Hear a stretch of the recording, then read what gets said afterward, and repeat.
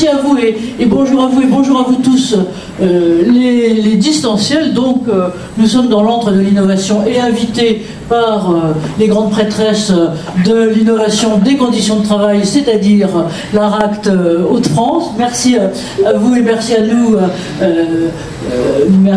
tous d'être là pour ce qui est en fait la 18e session de nos UX Forum Innovation et Exosquelette. L'objectif étant pour nous, Cercle Entreprises et Santé, je vous dire en deux mots quand même qui on est, pour nous, Cercle Entreprises et Santé, de mettre l'éclairage sur des expériences porteuses en matière d'intégration des innovations. Pas sur un plan technique, pas non plus sur un plan, je dirais, ou réglementaire ou autre, mais vraiment de donner la parole à ceux qui sont les utilisateurs et qui, écoutez, finalement, au quotidien font progresser les choses. Alors c'est le 18e, ça veut dire que ça a mégamment avancé et progressé. Et je veux dire que pour nous, ça a initié un petit goût de reconstitution de Ligue dissoute, parce que il y a fort longtemps, enfin un certain temps, avec Laurence Théry, ici présente et qui nous accueille, et puis je pense un certain nombre de vous qui sont en bout de ligne, notamment Frédéric Tellier, professeur Taylor Frédéric, salut, voilà. Il y a quelques années, salut, on organisait déjà sur des questions prospectives, et je me souviens qu'on avait failli se faire flight-toxer un jour. Ah oui, on avait failli se faire flight-toxer, où on organisait déjà quelque chose sur, en fait, sur la quadrangulation, si on peut dire. Bon, alors on continue comme ça. Je vous les présente des vivos, ainsi, pardon pour les distanciels. Donc, Laurence Théry qui nous accueille, directrice de la RACT Hauts-de-France. Nous, on s'est connus du temps où la Picardie existait encore, vive les Picards. Je sais toujours. Elle existe toujours parce que je me souviens d'un truc tout au début où on vous surnommait les Hauts-de-France Sud. Oui, c'est ça. Et ça existe encore? La Picardie, c'est toujours un terme. Ben oui, la Picardie existe toujours. Administratif, voilà. Mais qui n'en est pas moins. Laurence Théry, directrice de la RACT, et donc qui a impulsé cette réunion sur deux cibles qui nous sont chères. La cible, bien sûr, innovation exosquelette, mais surtout la cible femme. Et je dois dire que pendant un certain temps, pour ne pas dire un temps certain, les femmes, mises à part et au les cœurs pour Anaïs, que je vais vous présenter dans 2 secondes, étaient pas tellement incluses dans ces préoccupations exosquelettes. Deuxième thème, donc les femmes, et le troisième, là aussi, ceux qui étaient qualifiés à un temps de métiers essentiels, mais qui sont un peu retombés dans l'oubli après le post-Covid, et qui sont en fait tous les métiers de soins. Et on en dira 2 mots tout à l'heure, parce que moi je ne soupçonnais pas l'ampleur de cet emploi-là, mais c'est en moyenne en France 4% d'emploi.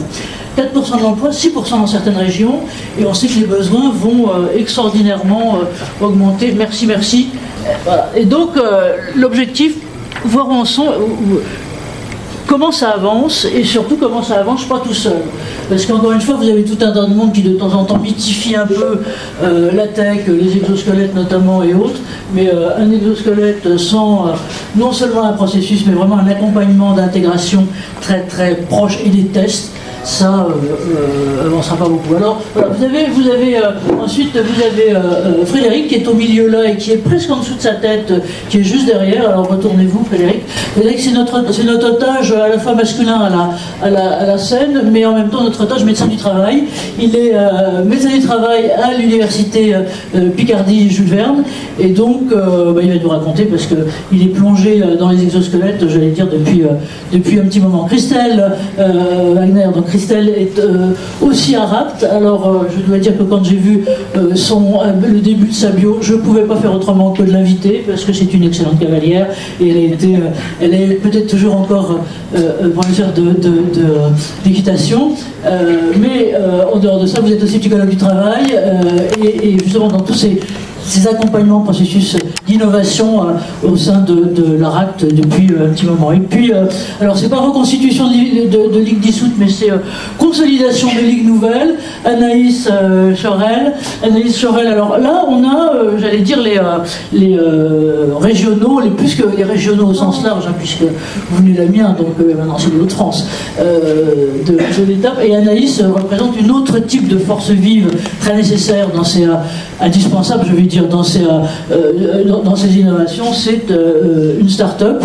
Alors que moi j'ai découvert quand ils étaient en culotte courte, dans un Préventica, et où votre noble patron se promenait avec une colonne vertébrale, bon, pas habitée, hein, donc elle était globalement vide là-dessus, et voilà. Et donc Anaïs, alors on a aussi une vieille complicité, même si elle a que 5 ans, parce que on a monté les premiers UX Forum exosquelette avec vous.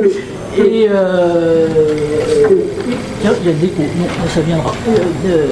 Et surtout, elle m'a poussé sur une méchante pente savonneuse, et merci. Oh, pardon, Anaïs représente JP Médical, elle est surtout une biomécanicienne, bioprospectiviste, très attachée à tout ça, et donc depuis 5 ans, on se voit régulièrement, et aussi, on a monté, grâce à vous, Anaïs, déjà deux UX Forums ciblés sur les femmes, donc aujourd'hui vous ne pouviez pas ne pas être là, et puis aussi quelque chose sur cette santé globale et femmes au travail, encore une fois les approches genrées n'étant pas les choses les mieux réparties. Voilà.